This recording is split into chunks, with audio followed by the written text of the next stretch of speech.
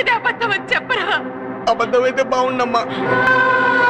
అమ్మా అమ్మా, ఇది నేను కావాలని చేయలేదమ్మా. ఆ విషయంలో ఏదో అనుకోకుండా చేశానమ్మా. అమ్మా అమ్మా అమ్మా, చెల్లెల మీద ఒట్టమ్మా. ఇది నేను కావాలని చేయలేదమ్మా. అమ్మా ఏంటంటే అలా ఉండిపోయారు? వాడు ఇది ఆఫీసులో చేశాడంట. పండి మా అన్నయ్య గారికి పంపించేద్దామండి. మీరు ఎవరైనా లాయర్తో మాట్లాడండి. అవునా అన్నయ్య లేలోగైనా కాపాడుకోవాలన్నా? మాట్లాడేమిటండి? మన బిడ్డను ఎలాగైనా రక్షించుకోవాలండి.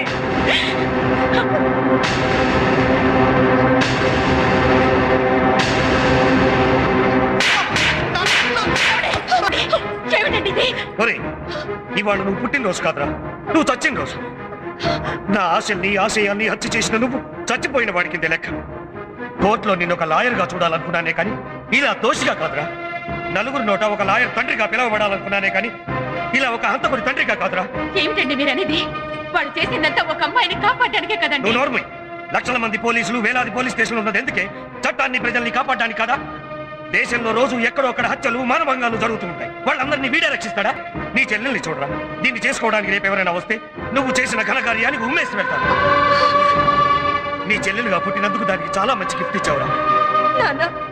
నాకు పెళ్లి కాకపోయినా పర్వాలేదు, అన్నయ్య రక్షించండి అన్న. రక్షించడానికి నీ అన్నయ్య చేసింది మామూలు పని కాదమ్మా, హత్య చేశాడు. ఇంకా అలా చూస్తూ నిలబడ్డావేరా. ఈ ఇంటికి పరువు ఏడ్చింది. నిన్ను పోలీసులు చేర్చుకుపోతుంటే అది కాస్త వీధిని పడుతుంది. నిన్ను కన్న పాపానికి ఆ ఘోరాన్ని మా కళ్ళతో చూడలేవురా. వెళ్ళి పోలీసులకు లొంగిపో. మా గురించి ఎవరైనా అడిగితే తల్లి తండ్రి చచ్చిపోయిన అనాథనని చెప్పు. మళ్ళీ నీ మొహం మాకు చూపించు. నాన్న, నేను మీరు చెప్పినట్టే లొంగిపోతాను నాన్న.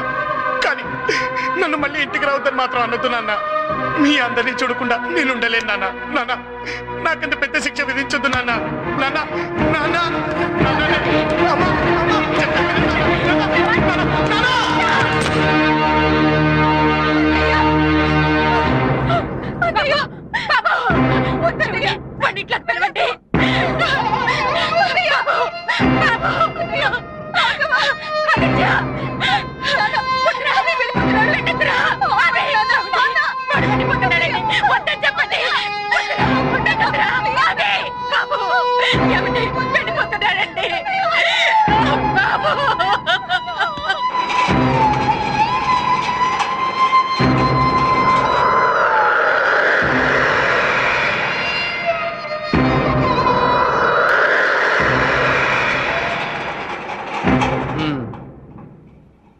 సాధారణంగా తప్పు చేసిన వాడు ఎలా తప్పించుకోవాలా అని ఆలోచిస్తూ ఉంటాడు.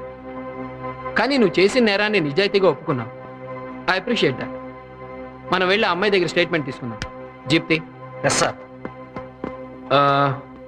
నువ్వు హత్య చేసింది ఆ అమ్మాయిని రక్షించడానికి అన్నావు కాబట్టి నీకు శిక్ష తగ్గే అవకాశం కూడా ఉంది. ఆ పైన నీ అదృష్టం. Let's go. మీరు చెప్పేది మా అమ్మాయిని రక్షించబోయి ఇతను హత్య చేయటం ఏమిటి? నేనంతా మా అమ్మాయి ఇంట్లోనే అసలు బయటికే వెళ్ళలేదు సార్. అది ఎవరో రౌడీలు మీ అమ్మాయిని పాడు చేయబోతూ ఉంటే ఇతను వెళ్ళి రక్షించానని చెప్తున్నాడు. రోడ్డు మీద ఎవరో ఏవో మాటలు చెప్తే ఇంటికి వచ్చి అడగడం ఏమిటండి? ఈ విషయం తెలిస్తే నలుగురులోనూ మా పరువేం కావాలి? సార్ ప్లీజ్ సార్, నేను చెప్పేది అబద్ధం కాదు సార్. ఏమిటండి మీరు చెప్పేది? ఏం మాట్లాడుతున్నారు? ఈ గొడవ అంతా ఎందుకు సార్? ఒకసారి మీ అమ్మాయిని పిలిస్తే విషయం ఏంటో తెలిసిపోతుంది. సరే లలిత,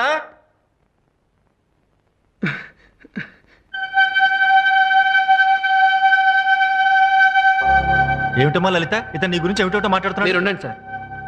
ఏమ్మా, ఇతను నీకు తెలుసా? తెలీదు. ఇతని చూడటం ఇదే first time. Sir sir sir లేదు సార్. సార్ అదేంటండి, నిన్న మిమ్మల్ని రౌడీలు అలర్ట్ చేస్తుంటే నేనే కదండి వచ్చి రక్షించింది. అప్పుడే కదండి మళ్ళీ చంపేసింది. ప్లీజ్ నిజం చెప్పండి ప్లీజ్. నేను నిజమే చెప్తున్నాను. సార్ లేదు సార్. సార్ ఆ అమ్మాయి అబద్ధం చెప్తుంది సార్. ఇవ్వండి నిజం చెప్పండి ప్లీజ్. ఏరా, పోలీస్ అంటే నీకు ఆటలుగా ఉందా? లేదు సార్. సార్ లేదు. కావాలని చేసిన హత్యని కప్పిపుచ్చుకోవడానికి మమ్మల్ని ఇక్కడికి తీసుకొచ్చి ఫూన్లు చేస్తావు. సార్ లేదు సార్. అనవసరంగా మంచివాడు అనుకుని నీకు సర్టిఫికేట్ ఇచ్చాను కదరా. సార్ నడు. సార్ లేదు సార్. సార్ సార్ ఆదిత్య అనబడే ఈ ముద్దాయి శేఖర్ను ఉద్దేశపూర్వకంగానే హత్య చేశాడని కోర్టు నమ్ముతూ ఐపీసీ సెక్షన్ 302 ప్రకారం ముద్దాయికి యావజ్జీవ కారాగార శిక్ష విధించడమైనది. నన్ను హైదరాబాద్ జైలు నుంచి వైజాగ్ జైలుకి మార్చారు. ఎంతో ఇష్టమైన నా ఫ్యామిలీకి దూరం అయ్యాను. మా నాన్నగారి కోరిక ప్రకారం లాయర్ని అయితే మళ్ళీ మా ఫ్యామిలీకి దగ్గర అవుతానేమో అనిపించి ఎంత కష్టమైన లా చదవాలనుకున్నాను. Yes, I will become a lawyer.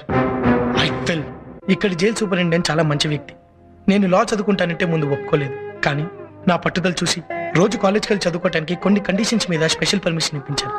అందుకే నేను బయట ఏమీ తినేవాడిని కాదు. సాయంత్రం 6 అయ్యేసరికల్లా జైలుకి వెళ్ళిపోయేవాడిని. అలా సూపరింటెండెంట్ గారి సహకారంతో ఒక ఖైదీనే ఉండి కూడా ఈ కాలేజ్లో చేరి లా చదువుతున్నాను.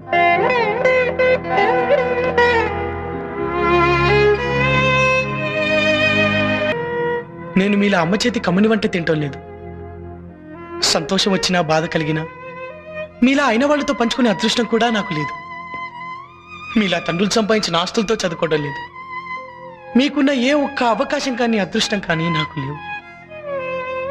అయినా నేను ఎందుకు ఇంత కష్టపడి చదువుకుంటున్నానో మీకు తెలుసా? లాయర్గా చూడాలన్నా నా తండ్రి ఆశ నెరవేర్చడం కోసం. మీ తల్లిదండ్రులు మీకు కావలసినవన్నీ ఇస్తున్నారు, కానీ మీరేం చేస్తున్నారు? ఏ చదువు కోసం అయితే కాలేజ్కి వస్తున్నారో ఆ చదువును పక్కన పెట్టి రౌడీలా గుండాలా మారుతున్నారు. సత్య, నువ్వు అంజలి మీద ఆశ పోసుంటే నీ జీవితం జైలుపాలై ఉండేది. ఆ విషయంలో చేసిన తప్పుకి అలా నీ జీవితం కాకూడదని నీ మీద చేసుకున్నాను. వద్దు సత్య, వద్దు వద్దు. మనకి రౌడీశాలు గుండాయిశాలు వద్దు. దేవాలయం లాంటి కాలేజ్ని రక్తపు మడుగులతో అపవిత్రం చేయొద్దు. మనం స్టూడెంట్స్ లాగే ఉందాం. ప్లీజ్ నన్ను అర్థం చేసుకోండి. ప్లీజ్. ఆదిత్య, స్టూడెంట్ అన్న ప్రతివాడు సిగ్గుపడేలా ప్రవర్తించాం. మమ్మల్ని క్షమించు. ఐఎమ్ సారీ అంజలి. మేమేం చేసినా చెల్లుతుందనే అహంకారంతో చాలా పెద్ద పొరపాటు చేశాం. I'm extremely sorry. అయ్యా, ఈ రోజు నుంచి నువ్వేం చెప్పినా మేము అది చేస్తాం. నీలాగా మేము అవుతాం.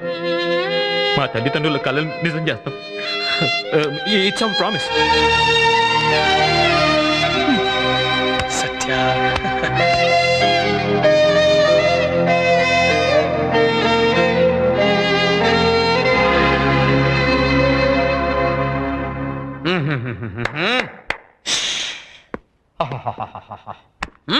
నాలుగు గంటల నుంచి వెయిట్ చేసి తల్లొప్పి వచ్చింది కానీ లీకేజ్ సంపయ్య గారు రారేంటి? విఏపీ దగ్గరకు వచ్చినప్పుడు అంతే డాక్టర్ గారు భరించాలి. Control your self. ఏం కంట్రోల్ ఎవరు సెల్ఫ్? తల్లొప్పి భరించాలంటావా?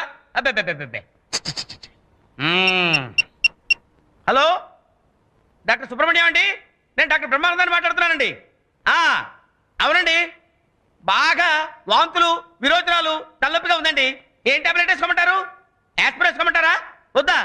అనాసిన్ వేసుకోమంటారా? వద్దా? మరి ఏమిటి? సారడాన్ వేసుకోమంటారా? ఓకే. అదే మిస్టర్ డాక్టర్ బ్రహ్మ, మీరే డాక్టర్ అయి ఉండి వేరే డాక్టర్ ఫోన్ చేసి కనుక్కుంటున్నారు. సొంత రోగానికి సొంత వైద్యం చేసుకోవటం మా ఇంట వంటలేదు. ఓ ఐ సీ. 1 సెకండ్, ఫోన్ ఏదో వచ్చింది. Hello, engineer Ali speaking. ఏమిటి? మా ఇంటి పిల్లలు రెడీ అయిపోయినాయా? Very good. రేపు తీసుకుంటా. Thank you very much. అదేమిటి ఇంజనీర్ అలీ గారు, మీ సొంత ఇంటికి వేరే ఇంజనీర్ ప్లాన్ ఏంటి? ఏమిటి? సొంత ఇంటికి సొంత ప్లాన్ వేసుకోవటం మా ఇంట వంటలేదు. ఓ యా.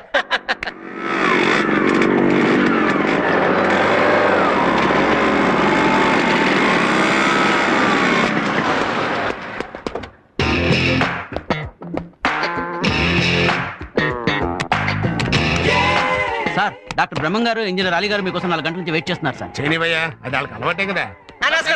నమస్కారం. అందరికీ నమస్కారం. ఏంటి ఇలా వచ్చారు? తిరుపతి ఎందుకు వెళ్తామండి? గుండు గీయించుకోవడానికి. నోర్మోయ్, మొక్కుబడి తెచ్చుకోవడానికి. అయ్యా, ఆ రోజు తమరు క్వశ్చన్ పేపర్ లీక్ చేయడం వల్ల నేను సూపర్ డాక్టర్ అయి సూపర్ స్పెషాలిటీ హాస్పిటల్ పెట్టి సూపర్ గా సంపాదించుకుంటున్నాను. రోజుకి ఎంతమందిని చంపుతున్నావు? 1 hour నన్ను, 2 లేక 3. ఆహా, కుటుంబ నియంత్రణ టైప్ లో జనాభా నియంత్రణ జరుపుతున్నావు అనమాట. అంతా తమరిదయ్యా. అయ్యా, ఇదిగో తమరి వాట. అరే మహాప్రసాదం. ఇదిగోండి అయ్యా. పిచ్చుకు గూడు కూడా కట్టిన రానివ్వండి. మీ పేపర్ లీకేజ్ వల్ల పెద్ద ఇంజనీర్ అయిపోయి పెద్ద అపార్ట్మెంట్ కడుతున్నాను. నువ్వు ఇట్టా కడతంటే వట్టా కూలిపోతాయంటగా.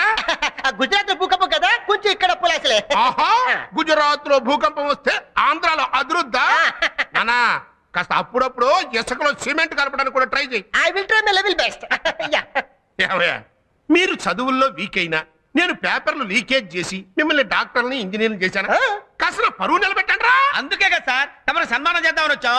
అంటే God bless you. Leakage leader Sambayya గారు. సార్, తమరు బావమరిదికి ఒరిస్సాలో ఫ్లైఓవర్ కాంట్రాక్ట్ వచ్చింది కదా, అది మన ఇంజనీర్ తో కట్టిస్తే ఎలా ఉంటుందంటారు? వితౌట్ సిమెంట్ కట్టేస్తాను, ప్రామిస్. అప్పుడు కానీ నాకు హార్ట్ అటాక్ రాదు. హార్ట్ అటాక్ కదండి, అది నాకు వదిలేండి, నేను చూసుకుంటా. నిజంగా హార్ట్ అటాక్ వచ్చినట్టుంది. వెళ్దాం కుదరదు. May I come in sir? రండి రాఘవ్ గారు రండి. మీలాంటి